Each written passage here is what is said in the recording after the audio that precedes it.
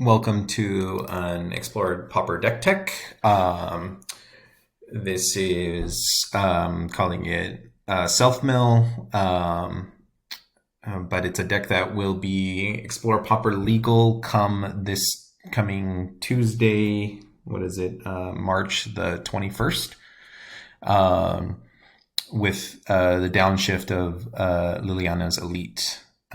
So a couple of people have been trying to play a deck similar to this, trying to use Necromass and get it out cheap. I think Necromass and Terror are probably the best ones because they're the easiest to turn on or to make cheaper just through normal gameplay.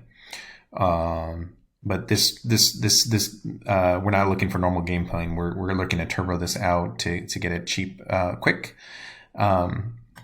And so comparison to Terror, you can get it out about as quick. Consider is really strong in the Terror decks, but you only have 4 Considers and only 4 Ops, and then you have 1 mana removal spells that you can play in the Terror decks to get it out, and then it has Ward.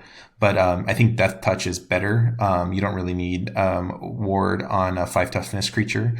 I mean, it helps. I mean, it's wouldn't make the card unplayable, but it to go without Ward. But this one, Death Touch, also is pretty good. But basically, it didn't have enough threats to make it worth it to turbo this out until this got printed.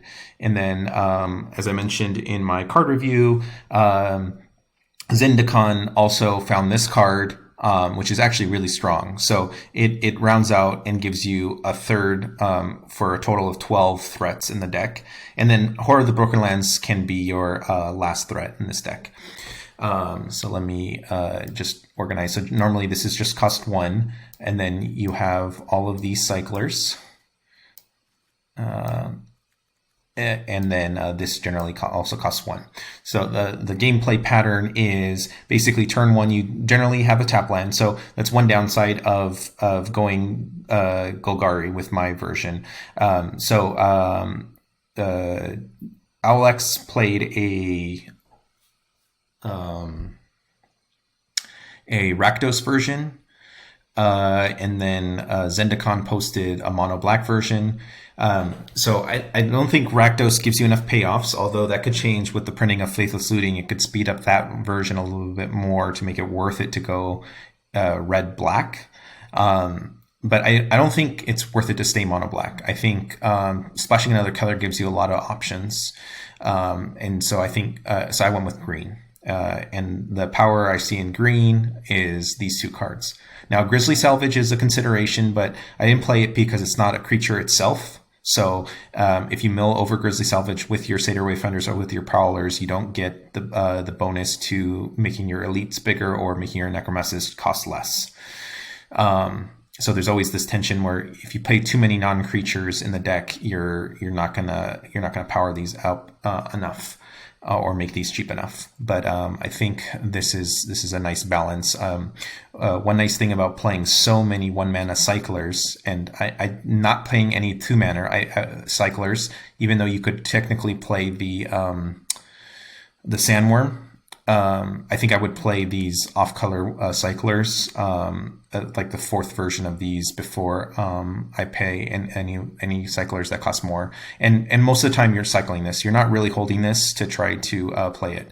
The deck is actually faster than because you play this on turn 5 and then you attack with it on turn 6. Really not where this deck is actually a lot faster than that. So basically turn 2, you're always trying to hit. That's why I favored more green, is you're always trying to play one of these. And then that gets you your 3rd land drop. So it's a very low land drop, land count deck. It's only 19 lands because, you're playing so many 1-mana cyclers. And then at 2 mana, if you hit 2 mana, you're basically golden as long as you have a green, because these will find your next mana sources. And then I'm playing this cyclers. I chose to only play one of the tap lands. I think it's solid, but you don't want to play too many. So this number you could play with, though. You could potentially go up to 2 or 3. Because late in the game, you end up in the situation where you're playing these and you're finding a land where you have like 6 lands in play, and you have no way to dump the lands. And so having more of these cyclers to hit would be nice. And then as far as because it's 2 colors, and this was the reason why I wanted to go 2 colors, is I saw Courier Bat, and I wanted to play with Courier Bat, and so I thought the best way to turn it on, other than Ragged Recluse, is to have these lands. So if you're gonna play these lands, it's kind of like it allows you to play another color, but then it also makes it stronger to play the original color. So I think playing 8 tap lands is reasonable and doesn't slow you down too much. Because like I said, you don't have a turn 1 play, so you generally are tap land turn 1, and then turn 2 you either are start cycling your creatures or you're playing one of these 8 spells. And then this is actually more of a turn 3 play. Maybe I should put it over here, because generally you want to play it and have cycled once that turn. So yeah. So this is a more, well, if I move these over to the 1-drop slot, it's more representative of the speed of the deck. So basically have all of these as 1-drop plays, only 9 2-drops, and only 10 3-drops. So when you look at it that way, playing such few lands is reasonable. Even playing a cycling land is reasonable, and potentially even more. And so just point out the couple cards that aren't creatures. So Mogis. So with these self-milling, basically you're never hoping to really draw the Mogis' favor. You're hoping it just gets thrown into the yard, and then you can either throw it on your creatures, or generally the primary reason is to kill random 1/1s that are going to be chump blocking your elite, or your Necromass. And the fact that it can get value from the graveyard. And then this is another card that gets value from the graveyard. So two cards that get value from the graveyard. Another consideration, you could see my sideboard. These are just maybe cards that I think are reasonable. Cards that get value from the graveyard are flashback spells. So you can exile stuff at instant speed if this is in your graveyard.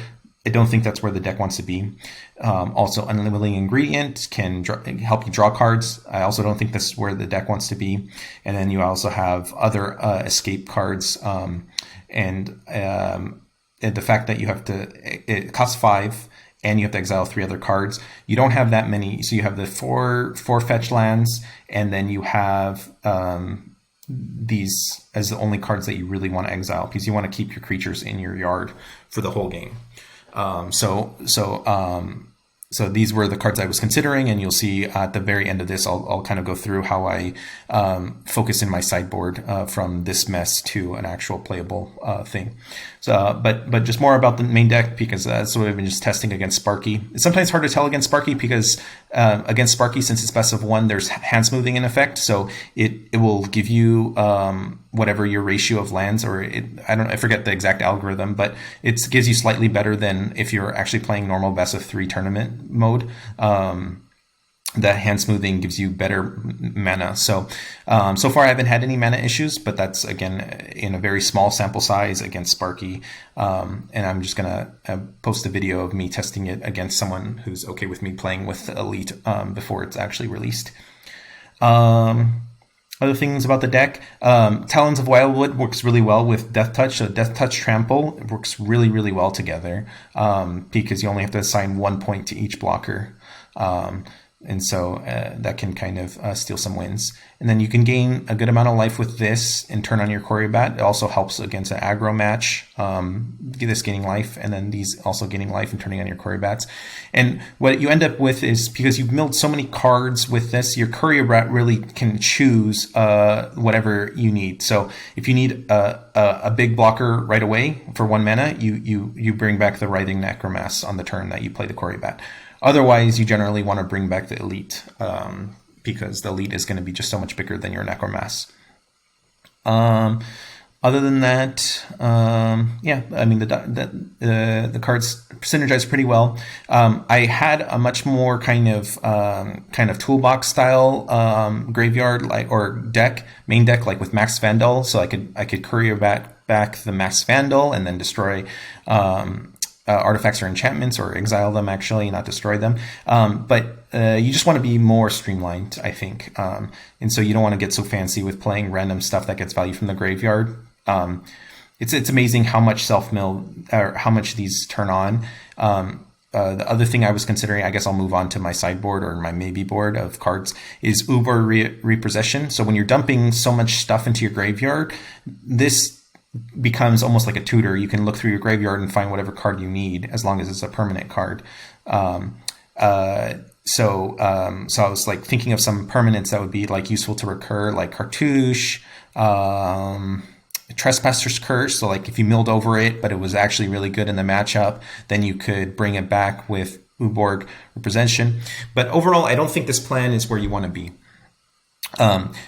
So when you play Uborg, you're adding Urborg, not Uborg. You're adding a card that's not a creature to your deck.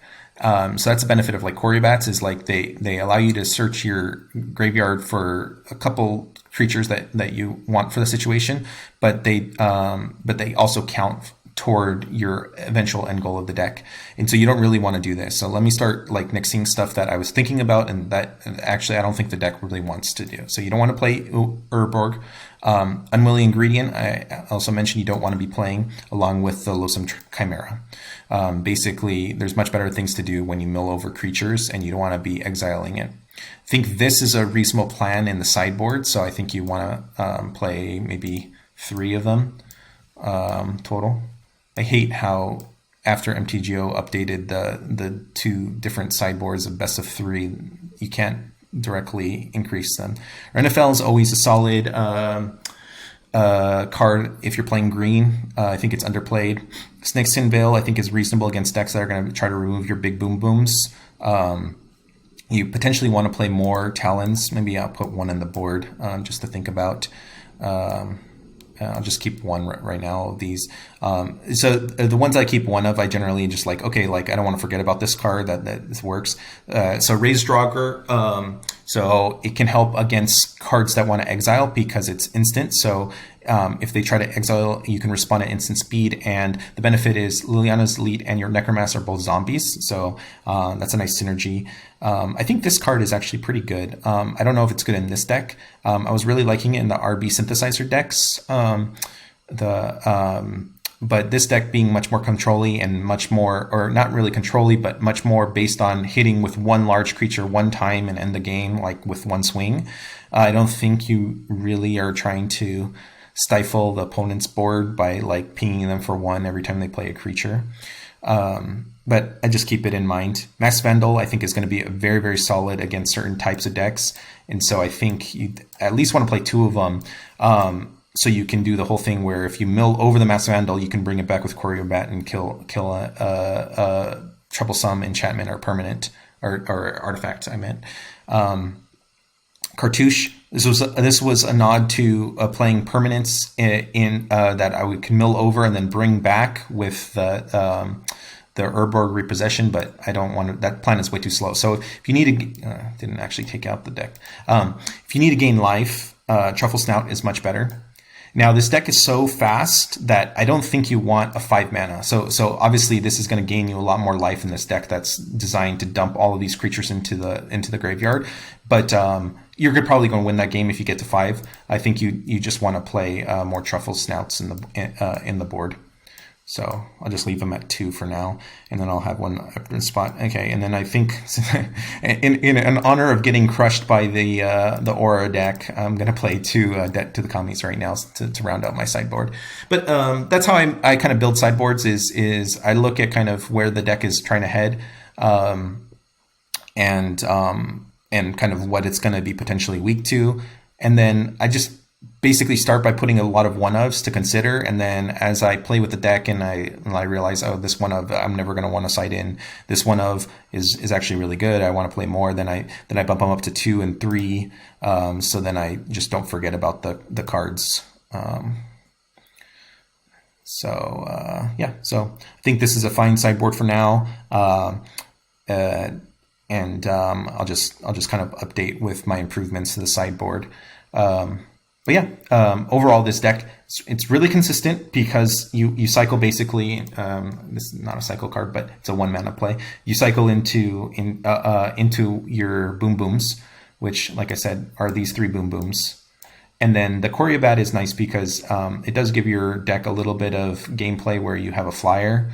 And then, like I said, that kind of whole deal where you can find the Necromass or the Elite that either the opponent killed or you milled over with these 2 and bring them back and then go again. The deck surprisingly works very well, and so I'm going to be posting some videos of it. It's fun too. It's kind of a different style. I think this deck is really only viable in Explorer because Explorer doesn't have that much graveyard hate. Rod and Reunion is probably the best graveyard hate. And then there's like Jack-o'-lantern and the 3 mana mana rock that can exile for 2 mana, tapping it at like there's not that much that can really control. And you're dumping multiple creatures into the graveyard every turn. And that's where I think the benefit of going green gives you. You can really race out a Necromass much faster than I think Mono Black can or Red Black can. Even though compared to Mono Black, you have these tap lands. These just are so much more faster about dumping creatures into your graveyard. That I think it's better to go with this. Yeah. Let me know what you think. Any ideas? Any other cards that I've missed that you think are good ideas to play? Yeah.